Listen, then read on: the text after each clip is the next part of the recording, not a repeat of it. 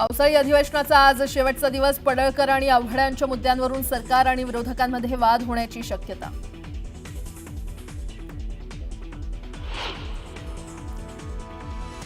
पडळकर आणि आव्हाडांमधील वाद विकोपाला. विधिमंडळाच्या लॉबीत आव्हाड आणि पडळकरांच्या कार्यकर्त्यांमध्ये हाणामारी.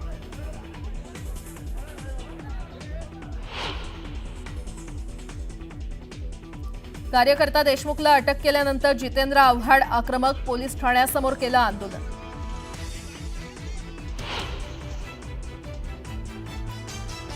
आम्हालाच मारण्यासाठी आले होते सगळे. विधिमंडळाच्या पायऱ्यांवर भवनामध्ये आमदार सुरक्षित नसतील तर कशाला राहायचं आमदार. आपल्याला मारण्याचं प्लॅनिंग होतं. जितेंद्र आव्हाड यांचा गंभीर आरोप. मकोकातील आरोपी विधान भवनात येऊन हाणामारी करत असल्याचाही दावा.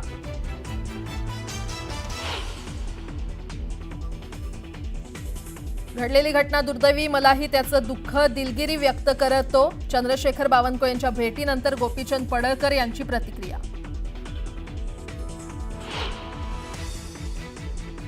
विधान भवनाच्या लॉबीत घडलेली हाणामारीची घटना चुकीची. राड्यासंदर्भात विधानसभा अध्यक्षांनी कारवाई करावी. मुख्यमंत्री फडणवीसांचं वक्तव्य. मनसे अध्यक्ष राज ठाकरेंची मीरा भाईंदरमध्ये तोफ धडाडणार. मराठीच्या मुद्द्यावरून राज ठाकरे काय बोलणार याकडे लक्ष. राज ठाकरेंच्या मीरा भाईंदर दौऱ्याची मनसेकडून जोरदार तयारी.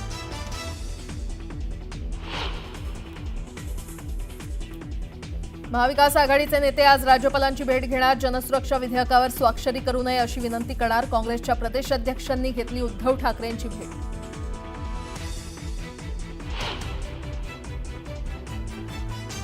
आणि अमेरिकेनं टीआरएफला दहशतवादी संघटना म्हणून केलं जाहीर. पहलगाम हल्ल्याची टीआरएफनं घेतली होती जबाबदारी.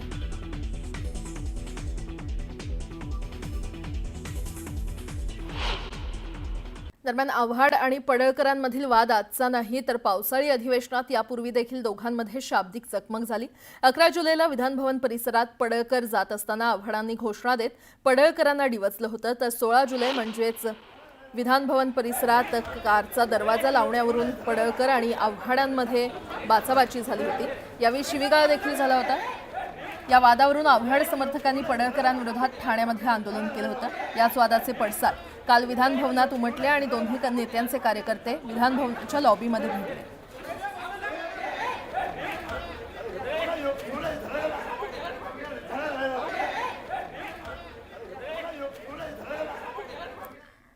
या राड्यानंतर जितेंद्र आव्हाड आणि बावनकुळेंची विधानभवनात भेट झाली. दोघांमध्ये काही वेळ चर्चा झाली. दरम्यान या राड्यानंतर आव्हाड आणि पडळकर यांच्यामध्ये समेट घडवून आणलं असून दोघांमधील वाद मिटल्याचं बावनकुळे यांनी सांगितलं.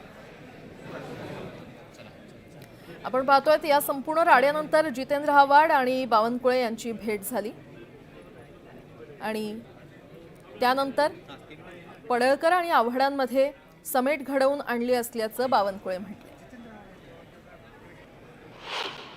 आता हा वाद मिटलेला आहे. मी माननीय जितेंद्र आव्हाड आणि गोपीचंद पडळकरशी बोललेलो आहे. मी माननीय अध्यक्षाची चर्चा केली आहे. हा वाद आता मिटलेला आहे. यानंतर असा कुठलाही वाद त्यांच्या दोघांमध्ये होणार नाही आणि कार्यकर्त्यामध्ये होणार नाही. दरम्यान या राड्यानंतर गोपीचंद पडळकर यांनी दिलगिरी व्यक्त केलेली आहे. विधानसभेच्या प्रांगणामध्ये जी घटना घडलेली आहे ती अत्यंत दुर्दैवी घटना आहे. याचं अतीव दुःख विधानसभेचा सदस्य म्हणून मला आहे. मी महाराष्ट्र विधानसभेचे अध्यक्ष आणि सभापती हे आवारपूर्ण त्यांच्या अंतर्गत असल्यामुळं मी दिलगिरी व्यक्त करतो आणि याविषयी आमचे सगळे नेते मंडळी यांच्याशी चर्चा करून मी तुमच्याशी सविस्तर बोलतो. दरम्यान ऋषी टकले हा पडळकरांचा कार्यकर्ता होता. टकलेचे पडळकरांसोबतचे फोटो समोर आले. टकले हा सांगलीच्या पलूस कडेगावचा राहणार आहे. तो हिंदुस्थान शिवमल्हार संघटनेचा सांगली जिल्हाध्यक्ष असल्याची माहिती मिळते. गेल्या 3-4 वर्षात त्याची पडळकरांचा कट्टर समर्थक अशी ओळख निर्माण झाली असून ते पडळकरांसोबत कायम असतो असं बोललं जातंय. मुंबईमध्ये पावसाळी अधिवेशनादरम्यान पडळकरांसोबत तो विधानभवनात आल्याचं बोललं जातंय. दरम्यान टकले हा मकोकातील आरोपी असल्याचा गंभीर आरोप जितेंद्र आव्हाड यांनी केलाय. सरळ सरळ नीतींवर हल्ला करण्यात आला आणि त्यांचं प्लॅनिंग मला मारण्याचं होतं. कोण होते माणसं, कोण आहेत? हे काय कार्यकर्ते होते?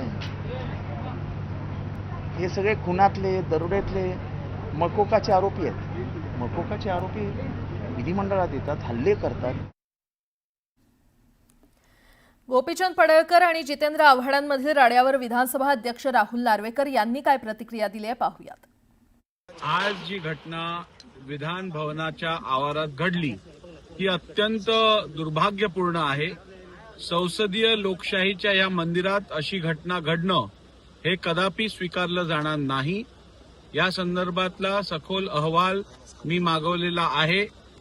तो बघितल्यानंतर वाचल्यानंतर मी पुढील कारवाई संदर्भातली घोषणा सभागृहात करेन.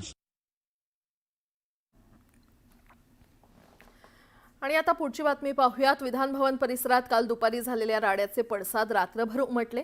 आमदार जितेंद्र आव्हाड यांचा कार्यकर्ता नितीन देशमुखला पोलिसांनी रात्री 12 वाजता विधान भवनात अटक केली. मात्र ही गोष्ट जितेंद्र आव्हाड यांना कळताच ते तात्काळ विधान भवन परिसरात पोहोचले आणि पोलिसांच्या गाडीसमोर कार्यकर्त्यांसह ठिय्या दिला. या आंदोलनामध्ये सहभागी होण्यासाठी आमदार रोहित पवार देखील दाखल झाले होते. जितेंद्र आव्हाड ठिय्या आंदोलनावर ठाम असताना पोलिसांनी 1:30 वाजता आंदोलकांची धरपकड केली. जितेंद्र आव्हाड यांनी पोलिसांची गाडी अडवून ठेवली होती. पोलिसांनी आव्हाडांना गाडी खालून खेचत बाहेर काढलं आणि नितीन देशमुख यांना पोलीस घेऊन गेले. दरम्यान ज्यांना मारहाण केली त्यांनाच पोलीस पकडून नेत आहेत. मात्र ज्यांनी मारहाण केली त्यांना सोडून दिलं अशी तक्रार जितेंद्र आव्हाड यांनी केली. त्यामुळे शुक्रवारी मध्यरात्री विधानभवन परिसरात आव्हाड आणि पडळकरांमध्ये झालेल्या वादाचे पडसाद उमटले.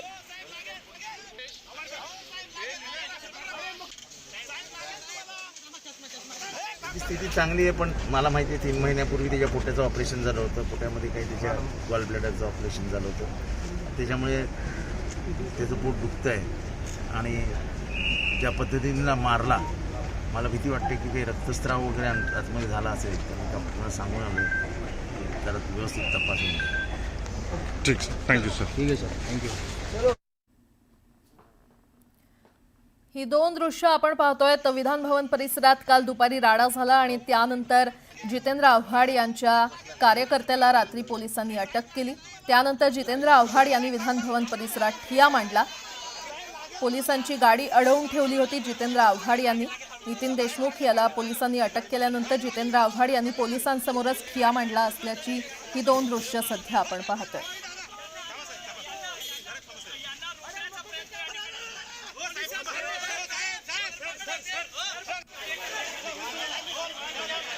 काल दिवसभर हा सगळा राडा झालेला आहे. काल दुपारी विधान भवन परिसरातल्या लॉबीमध्ये राडा झाला आणि त्यानंतर रात्री नितीन देशमुख याला अटक करण्यात आली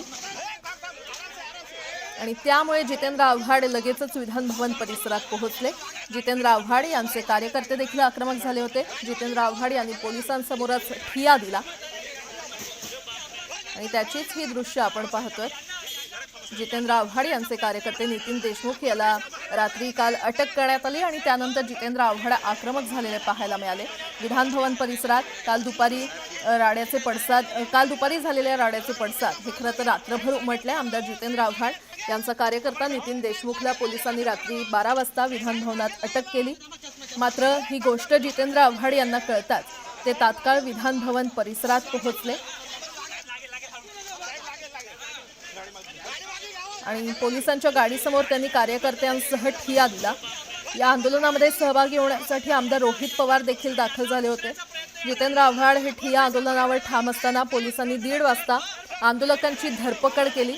ही सगळी दृश्य आपण पाहतोय. जितेंद्र आव्हाड यांनी पोलिसांची गाडी अडवून ठेवली होती.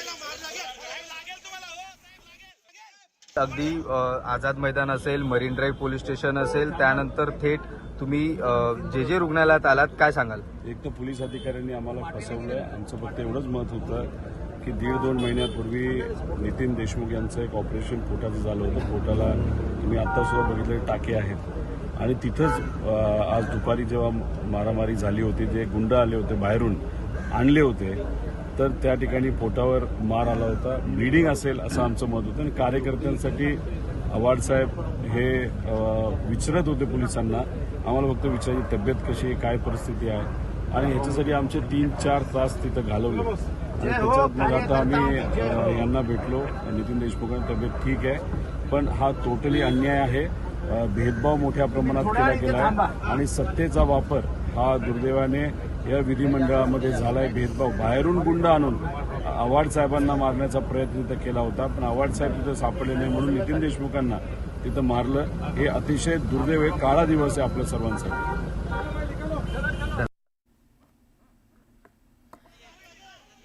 तर हा सगळ्यांसाठी काळा दिवस आहे असं रोहित पवार यांनी म्हटलेलं आहे.